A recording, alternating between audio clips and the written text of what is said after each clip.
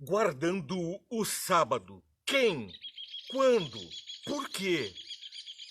Quais as respostas bíblicas para este assunto? Quem deve guardar o sábado? Quando foi guardado o sábado ou quando será guardado o sábado? E de que forma as pessoas devem observar o sábado? Teria sido o sábado uma ordenança apenas para os judeus? Outros povos guardadores do sábado têm algum fundamento bíblico para isso? A resposta vem quando buscamos o descanso em Cristo, a lição da escola sabatina que hoje traz justamente o tema guardando o sábado. Vem e entende. Vamos orar. Senhor Deus, nós estamos para aprender quanto à palavra, apreender as lições pelo Teu Santo Espírito, dá-nos boa compreensão, luz para o nosso caminho, descanso em Cristo nas Tuas palavras. Abençoa os que estão ouvindo e participando, multiplica as bênçãos na vida deles e pelas vidas deles, multiplica as bênçãos a muitas pessoas. É o que eu peço em nome de Jesus. Amém, Senhor. Você que está seguindo essa programação, você já curtiu, compartilhou, está seguindo, tocou o sininho, está fazendo a sua parte para levar uma palavra de conforto aos que estão precisando do descanso em Cristo? Vem, entende, vai demonstrar hoje como Deus providenciou meios eficazes para distinguir o seu povo na terra, trazer uma luz, uma bênção especial. Bom, nós lemos em Êxodo capítulo 20, verso 8, a ordenança a respeito do sábado. E é por ele que vamos começar, salientando que esse mandamento foi dado ao povo de Israel assim que ele saiu do Egito, da escravidão do Egito, e estava ali beirando o Monte Sinai, o monte tremendo, fumegando a presença de Deus, palavras de Deus. E depois que ele recita esse verso, Moisés desce com as tábuas da lei, nas quais Deus escreveu com seu próprio dedo o que está registrado em Êxodo, capítulo 20, versos 8. Lembra-te do dia do sábado para o santificar. Bem, ao falar lembra-te, pressupõe-se que você já sabe, porque ninguém pode lembrar do que desconhece. Essa mesma expressão traduz isso de uma maneira muito eloquente, porque alguém que procure se lembrar de algo que não foi dito, que não conheceu, está à beira da paranoia, da loucura, da imaginação, da alucinação. Está crendo em coisas, mas é que é Deus quem está falando e nós acreditamos na palavra dele, na inspiração da Bíblia, não é mesmo? Então vamos crendo em cada uma de suas palavras, porque a Escritura não foi feita, a palavra de Deus não foi feita para ser tomada em partes, mas para ser estudada sim em partes, um pouco aqui, um pouco ali, e assim aumentamos a nossa compreensão e as respostas. O sábado, para quê? Para quem? Quando e como deve ser guardado? Respostas aqui agora. Êxodo 20, verso 8, lembra-te. É bem diferente do que vai trazer lá em Deuteronômio, guarda. Ali as pessoas já haviam sido lembradas, e agora em Deuteronômio, Moisés já idoso, concluindo a tarefa que começou quando tinha ali seus 60 anos, um pouco mais, quando começou a guiar o povo. Agora ele traz então uma derradeira mensagem: guarda, você já foi lembrado, guarda. Mas ainda estamos no contexto do povo de Israel. Vamos voltar no tempo e passear no Gênesis, lá na criação do mundo. Deus havia criado cada um dos dias da semana, e na criação desses dias também vieram criações do mundo físico, químico, biológico. Os 3 primeiros dias, a questão da água, do sol, da lua, o tempo, a geografia foi criada. E a história começa a evoluir no quarto e no quinto dia com a criação da biologia. Ali estavam vivas as plantas e os animais, os peixes e as aves. Tudo era bom. Cada dia Deus recitava: eis que tudo é bom. E olha que para Deus dizer que é bom é porque é maravilhoso, não é mesmo? Mas no 6º dia ele termina a criação do mundo físico e do mundo biológico, e agora ele cria a comemoração. Ele não para. 6 dias haviam sido criados, mas a semana é feita de 7 dias.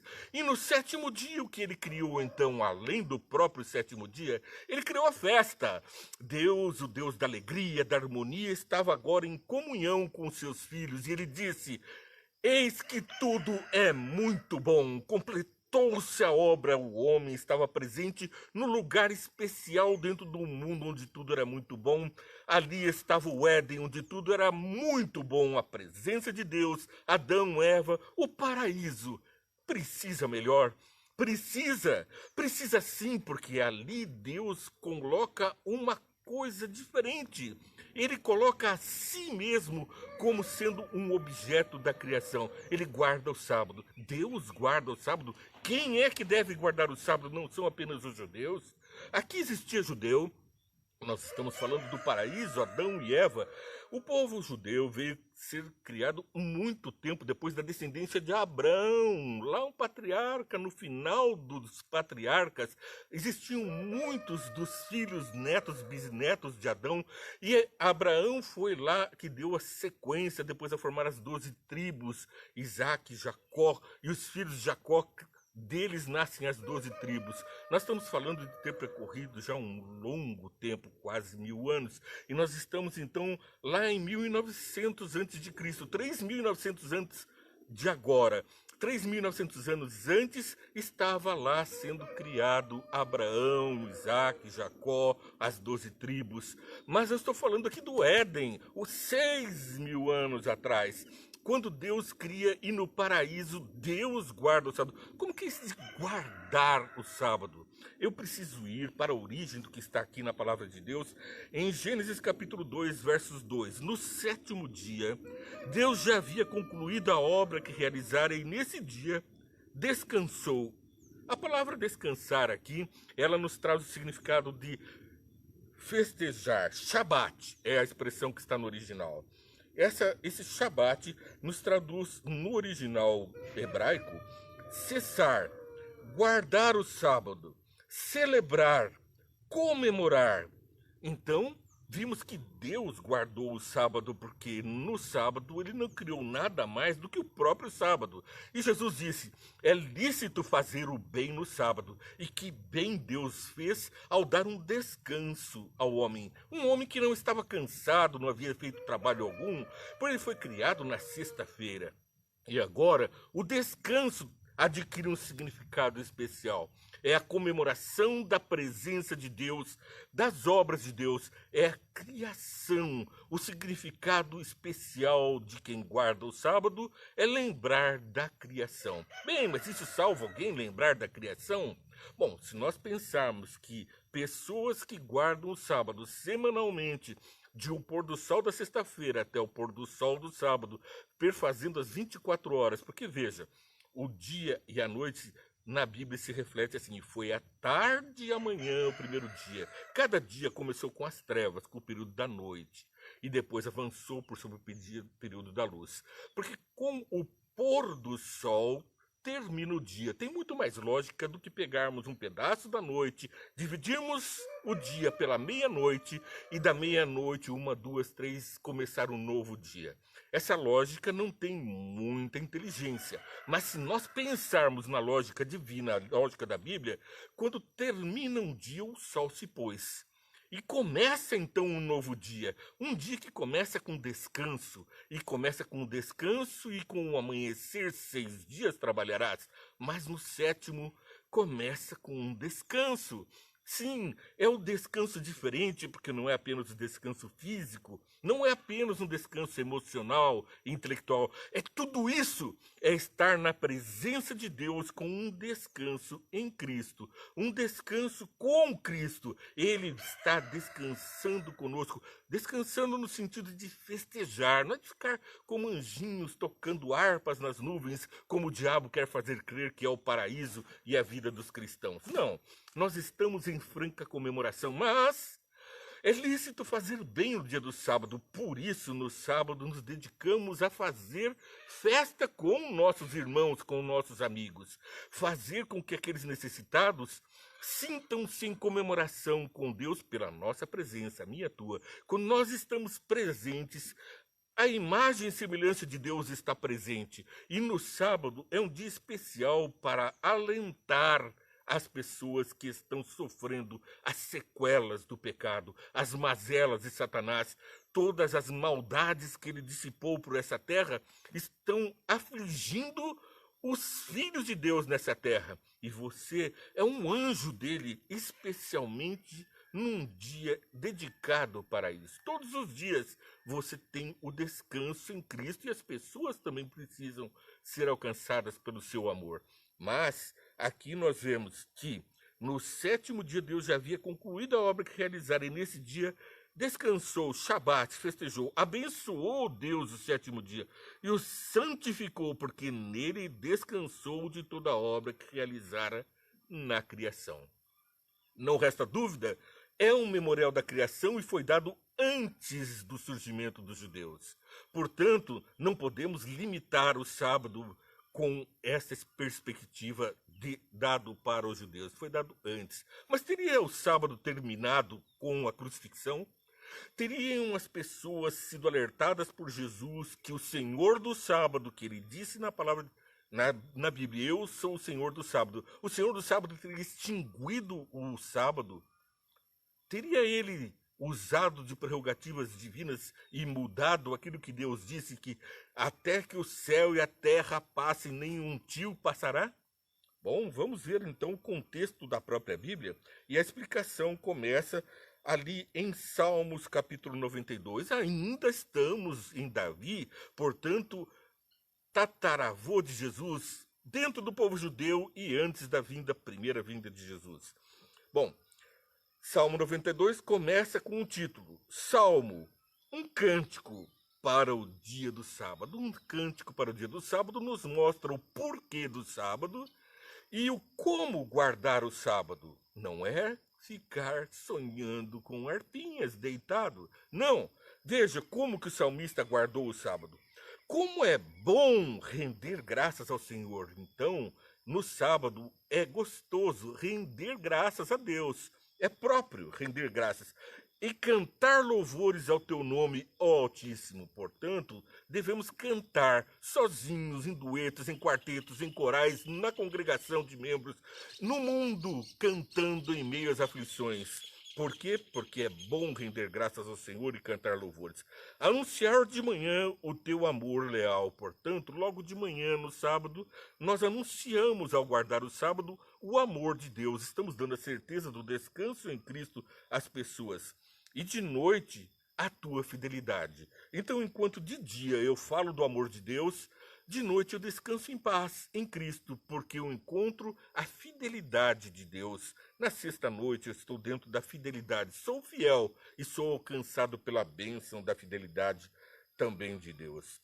Ao som da lira, de 10 cordas, da cítara e melodia da harpa. Tu me alegras, Senhor, com os teus feitos. Por quê? Porque o sábado lembra a criação. E como é maravilhoso estarmos em meio à criação, vendo os animaizinhos, a natureza, tudo isso traduz grande alegria e nos conforta no mundo de pecado. Lembrando as obras das tuas mãos, levam-me a cantar de alegria.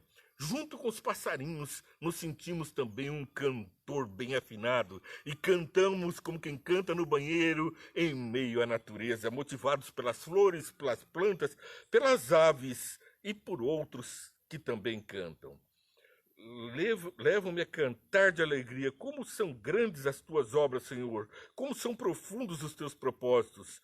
E o insensato não entende, o tolo não vê. Por quê? Porque ele não guarda o sábado, ele não dedicou um tempo para isso. A vida para ele é um turbilhão, ele está 6 dias trabalharás? Não, ele está 7 dias envolvido com os problemas. Ele não tem um tempo para descansar em Deus. É uma tolice, é uma fadiga, diz o filho de Davi, Salomão. Trabalhar demais é enfadonho e traduz infelicidade. Nós temos que gozar dos frutos do trabalho. Como são grandes as tuas obras, Senhor, como são profundos os teus propósitos. O insensato não entende, o tolo não vê, que embora os ímpios brotem como erva e floresçam, todos os malfeitores serão destruídos para sempre.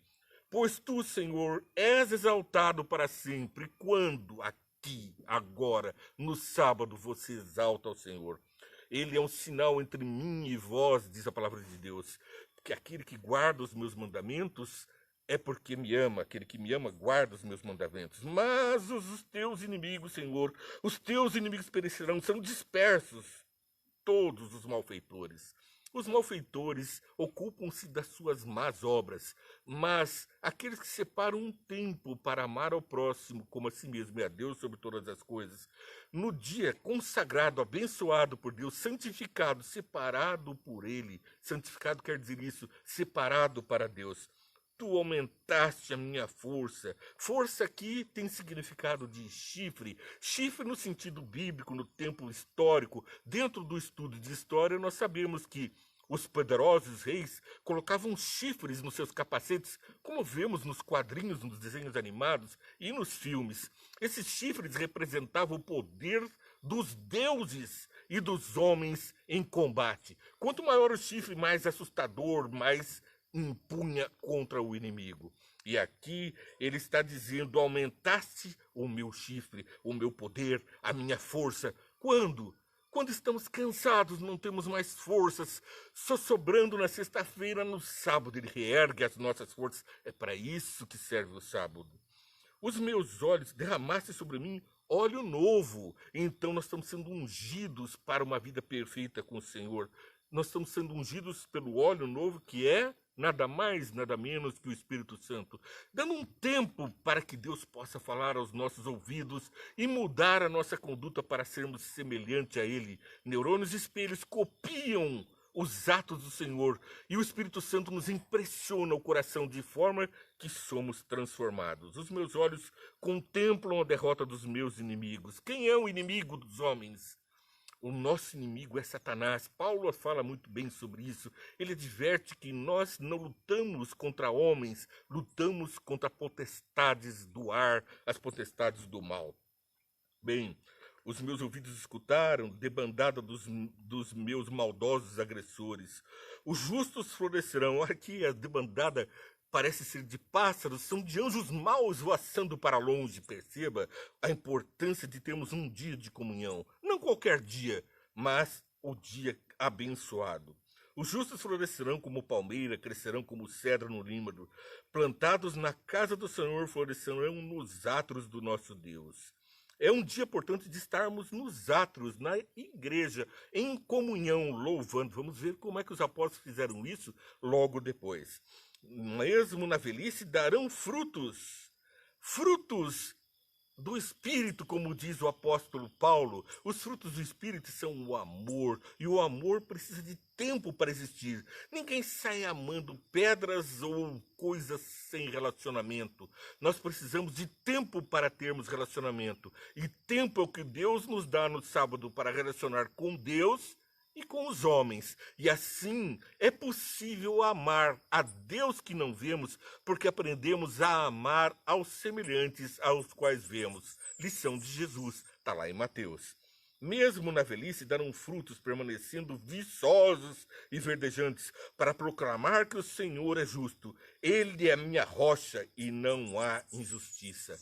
A rocha da justiça é aquela que flui água no meio do deserto. O deserto, o mundo do pecado, e a rocha caminhava com os israelitas, era Jesus vertendo a água do Espírito Santo para nos saciar a sede.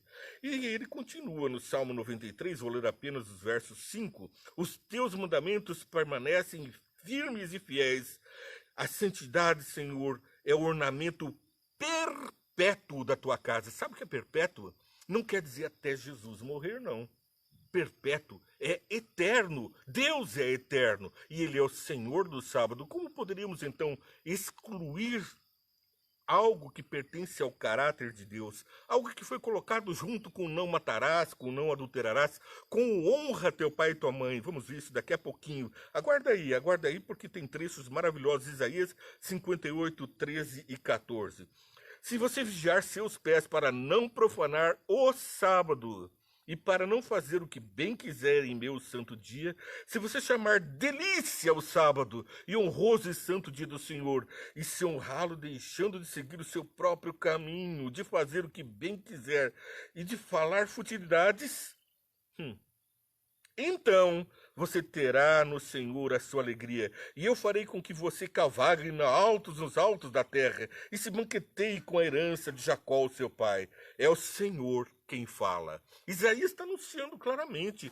Aqui é o sábado, não é o domingo, não é a segunda, não é a terça. E não venha me dizer que os nomes dos dias mudaram com a história, que vem lá dos tempos da idolatria, de adoração a Júpiter, a January. Não, peraí. O sétimo dia é o sábado do Senhor teu Deus. Vamos ver isso. Vamos ver. Bom, agora vamos para o verso de Levíticos 19, verso 3. Respeite cada um de vocês a sua mãe e seu pai. Opa, o que tem a ver isso com o sábado? Bom, tá lá nos 10 mandamentos, é o quinto mandamento. E acabamos de pular o quarto, mas aqui em Levíticos, eu sou o Senhor Deus de vocês. Respeite cada um de vocês, a sua mãe e seu pai, e guarde os meus sábados. Eu sou o Senhor Deus de vocês. O sábado é um sinal de respeito ao nosso Pai. É um tempo para comunhão com o pai, com a mãe, com a família, com os amigos. Portanto, ele é duplo. E tem mais, é o mandamento com promessa. Honra teu pai, tua mãe, para que te prolongue os teus dias na terra que o Senhor teu Deus te dá. É o primeiro dos 6 mandamentos que relacionam o homem com o homem. Mostra que nós devemos começar um bom relacionamento no relacionamento com a família. Mas quem é a nossa família, o nosso pai? Ninguém chama de pai na terra, a não ser o nosso Deus que está nos céus. Foi Jesus quem disse isso. Então nós devemos lembrar que honrar pai e mãe implica em honrar o Pai Celeste. E nós honramos o Pai Celeste guardando os meus sábados. Eu sou Deus de vocês. Para quem não é o nosso Deus, para quem não tem em Deus o seu Deus, está livre de guardar o sábado. Aliás, é exatamente isso que Satanás está fazendo. Elegendo um outro dia para a família, um outro dia para a preservação da natureza, oferecendo um holocausto como Caim, trocando o sacrifício que Deus mandou por um outro, o domingo. E esse dia está aí nos altares das leis, determinando que as pessoas fechem o comércio, que não trabalhem no domingo. E agora, com um encanto a mais, agora os programas estão levando as pessoas a guardarem o domingo como um dia de justo pela natureza, um dia de justiça para com a família, um dia de descanso para o trabalhador. Tá perfeito se não fosse o Dominus Dei, domingo, Dominus Dei, o dia do Senhor, Solis, Dominus Dei, Sunday, no inglês, dia do Senhor, Sol, Sonntag, alemão, dia do Senhor, Sol, em português, Dominus Dei, dia do Senhor, que Senhor? Não é o Senhor que está aqui. Eu sou o Senhor Deus de vocês, guarde os meus sábados. Quem guarda o domingo tem outro Senhor.